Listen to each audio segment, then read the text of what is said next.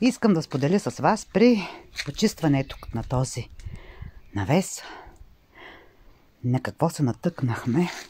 Натъкнахме се в тази стомна, да го кажа. Не знам как да го кажа. Стомна ли е? Да. Ето я. Ние я счупихме на две. Не знам по какъв начин е вкарвано кора от бреза. Някой, ако знае, моля, споделете. Мислехме, че сме се натъкнали на съкровище. Не знам как е вкарвана тая кората на бреза, защото имаше само едно тъничко малко гърло тук отгоре. Много интересно. Някой толкова... това е доста така навивано. Ето вижте как е навивано. За да се вкара отгоре от гърлото на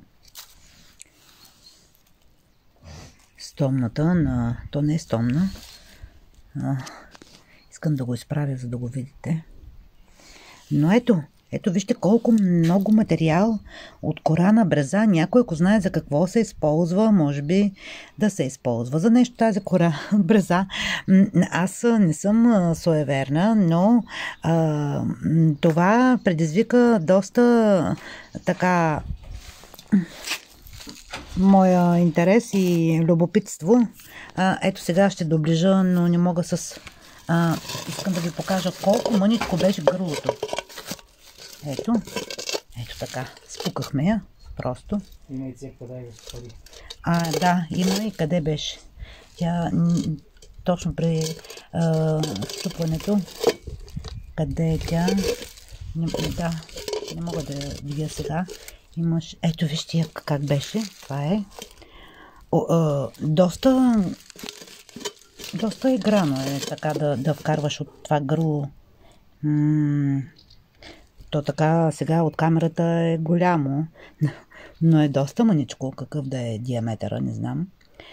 Вижте колко много материал. Ето, пускам го, така го щупихме на две с помощта на един железен прът.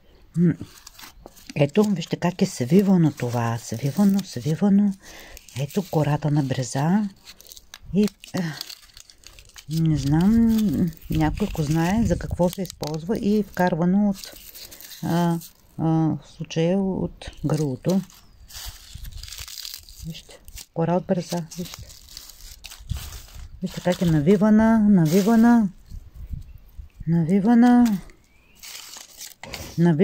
увивана, ето. И това е стояло в годините. Не знам, доста години е стоял. Го намерихме горе, най-горе, където почистваме сега цялата тази. Горе, където е било магарето тук. Ето там, пневмия. То не е било пневмия. Ето горе и не метли. Бутнахме и това намерихме също. И това също намерихме заедно с това. И това е много интересно. С счупени гърла, стомничка, каничка. Това няма нищо вътре. Но наистина предизвика голямо любопитство и ето вижте как изглежда. Това е глина.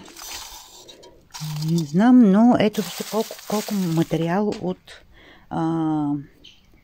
кора от бреза. Някой, ако знае, моля, споделете. Що да е това? Благодаря.